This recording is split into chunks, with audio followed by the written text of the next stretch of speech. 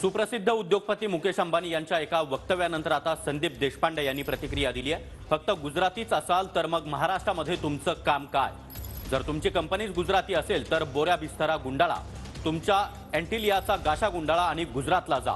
गुजराती कंपनीकडून वस्तू घेतो हे मराठी माणसाने देखील लक्षात ठेवावं, अशा शब्दांमध्ये संदीप देशपांडे यांनी आपला संताप व्यक्त केला। की रिलायन्स ही कंपनी इंडियन कंपनी आहे, भारतीय कंपनी आहे, पण त्यांनी काल स्पष्ट केलं गुजराती कंपनी आहे आणि ते असंही म्हणाले की माझी कर्मभूमी गुजरात आहे। मग महाराष्ट्रात तुम्ही आलात कशाला?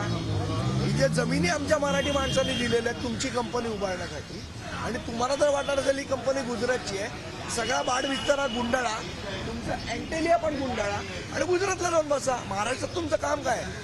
मराठी माणसांनी यापुढे विचार केला पाहिजे कुठलेही रिलायन्सचा प्रोडक्ट घेताना की आपण हे भारतीय कंपनीकडनं नाही घेत आहोत, आपण एक गुजराती कंपनीकडनं घेत आहोत।